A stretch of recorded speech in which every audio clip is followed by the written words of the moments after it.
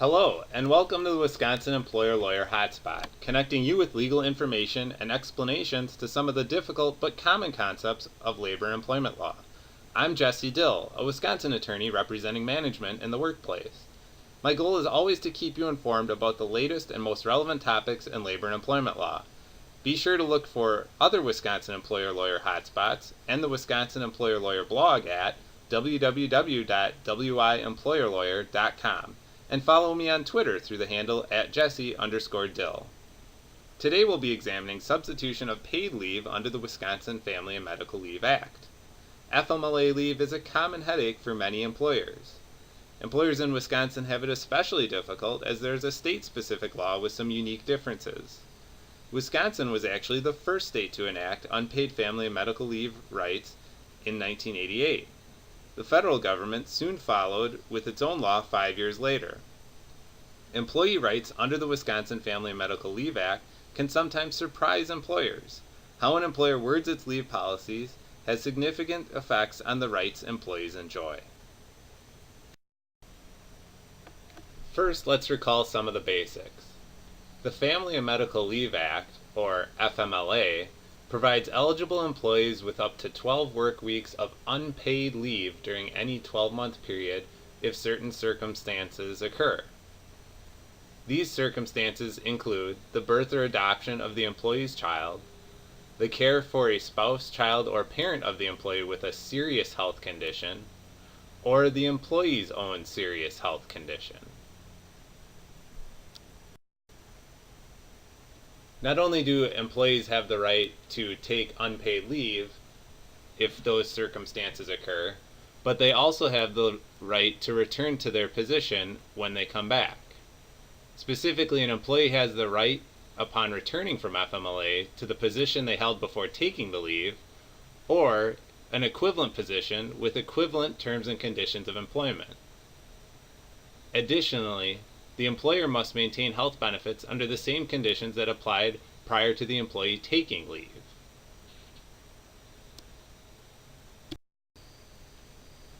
Wisconsin's counterpart to the federal law is the Wisconsin Family and Medical Leave Act, or the WFMLA.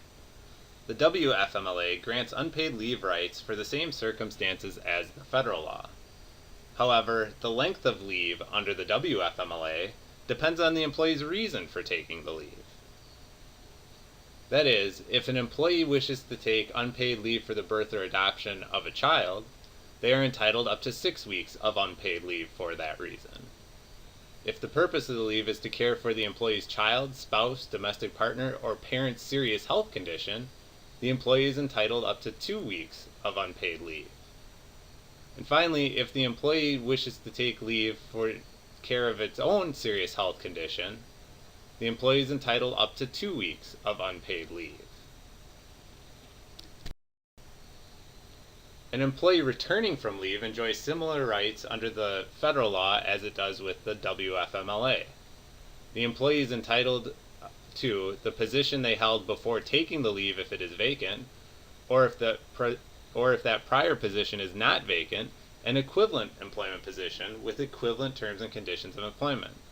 Similarly, the employer also has to maintain health benefits under the same conditions that applied prior to the employee taking leave. As you can see, these are very similar rights as with the federal law. Although there are several differences between the federal and Wisconsin FMLA laws, one big one that I want to discuss here are the substitution of paid leave rights that employees enjoy under the Wisconsin law. This is addressing the situation where an employee wants to use paid leave earned under an employer's policy for the unpaid leave rights that they enjoy under the federal or Wisconsin law. Wisconsin is quite different in this regard, and it's important for employers to understand the rights that employees enjoy. Let's start by comparing substitution rights under federal and state law. On the left, you can see that under the federal law, an employee can choose to substitute accrued paid leave for FMLA unpaid leave. If the employee does not choose to substitute paid leave for unpaid leave, the employer can still require the employee to make that substitution. Whether an employee's paid leave qualifies for substitution is up to the employer's policy.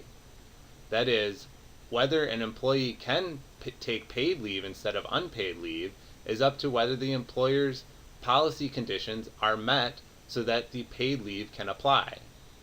In this respect, an employer enjoys greater control over the substitution rights an employee enjoys than, as we'll see, compared to the Wisconsin law. Finally, any substituted paid leave that an employee takes runs concurrent to their FMLA leave. That is, as they're taking paid leave, they're still drawing down unpaid leave if it's taken for an FMLA purpose. The Wisconsin law is different. An employee still has the option of substituting other accrued paid leave for unpaid leave under the state law. However, the employer cannot require substitution of paid leave. Additionally, an employee's substituted leave does not run concurrently.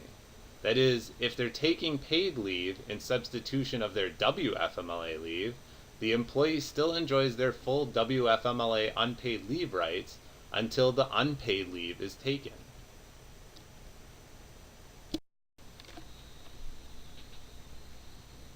While this may seem simple, the subject gets a little bit trickier because of the leave that is subject to substitution in Wisconsin.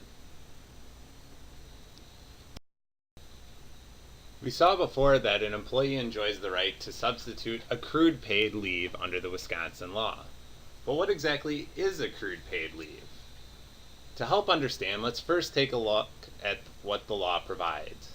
On the left is the Wisconsin statute that determines what rights employees enjoy.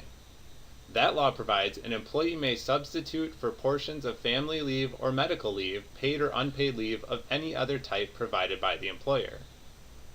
On the right is the Department of Workforce Development Administrative Code, which helps to explain a bit further. That code provides, at the option of the employee, an employee entitled to family or medical leave under the Act may substitute for any leave requested under the Act any other paid or unpaid leave which is accrued to the employee. Now, neither of these are exactly clear on the full rights that employees enjoy, but courts have interpreted these laws and given further definition and clarity. Two significant court opinions have taken a look at what leave is subject to substitution under the Wisconsin Family and Medical Leave Act and come up with what is referred to as the specified and quantifiable standard. First, in 1993, the Wisconsin Supreme Court took a look at this issue in the Richland School District opinion. There, an employee teacher tried to use 5 days of what was known as reimbursable leave rights for the arrival of the teacher's newly adopted child. The employer's policy at issue provided that teachers were granted 10 days of reimbursable leave each year, accumulative to a maximum of 120 days. Reimbursable leave was defined in the employer's policy as for serious illness or injury to the employee or an immediate family member, death of an immediate family member, court appearances, or other unavoidable circumstances. Notice that that policy didn't account for the adoption of an employee's child. So the court was asked to determine whether the employee could substitute that reimbursable paid leave for the unpaid leave rights the teacher enjoyed under the Wisconsin Family and Medical Leave Act. After careful examination of the legislative history, the court concluded that the law requires an employer to allow an employee to substitute paid accrued leave without regard for whether the employer's conditions of eligibility for that leave were met. In other words, it didn't matter that the policy at issue did not account for the condition of an employee taking leave for the adoption of a child. The court went on to explain that paid accrued leave is not indefinite or incalculable. On the contrary, leave that can be substituted must be specified and calculable as it was here. So the focus for the court was on the fact that the employer's policy granted specified and calculable leave, that is 10 days of reimbursable leave each year, accumulative to a maximum of 120 days. the conditions the employer laid out to take that leave were not significant to the court. The Wisconsin Court of Appeals again took up a similar issue in the Kraft Foods opinion. There, an employee attempted to substitute paid sick leave for unpaid FMLA leave. Under the employer's policy, an employee could take paid sick leave after a waiting period of 4 or 8 days of absence. However, the employee did not want that 4 or 8 day absence period to apply when trying to substitute the paid leave for unpaid WFMLA leave. Here, the Wisconsin Court of Appeals agreed with a Department of Workforce Development interpretation that set out a 4-step standard. The court determined that paid leave could be subject to substitution under the Wisconsin Family and Medical Leave Act if it first arises from a contract, second is specified and quantifiable, third has a drawdown feature, and fourth is the type of leave that an employee is allowed to accumulate over time. In other words, if the leave that an employer allows employees in a policy meets those 4 criteria, it's going to be subject to substitution for unpaid leave under the Wisconsin Family and Medical Leave Act. The court again reaffirmed that a condition to use leave does not have to be met for an employee to substitute paid leave for unpaid leave. Here, the court found that the waiting period set out in the employer's policy was a condition rather than an accrual factor. So, the employee did not have to wait the 4 or 8 day waiting period for the leave to be substituted for unpaid leave under the Wisconsin Family and Medical Leave Act. Under the specified and quantifiable standard, this can be a tricky subject for employers in a couple of specific areas. If you have a paid sick leave policy, it may be subject to substitution rights under the Wisconsin Family and Medical Leave Act. Another area where this might catch an employer by surprise is with any short-term or long-term disability policy an employer might have providing paid accrued leave rights.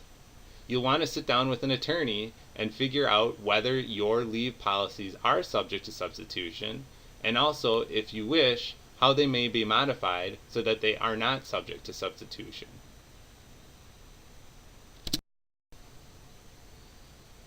Thanks for listening, and I hope you found this presentation helpful. Look for other Wisconsin Employer Lawyer Hotspot topics on the Wisconsin Employer Lawyer website. And as a reminder, you can also find important updates on the Wisconsin Employer Lawyer blog or by following me on Twitter through the handle @Jesse_Dill. Thanks for listening.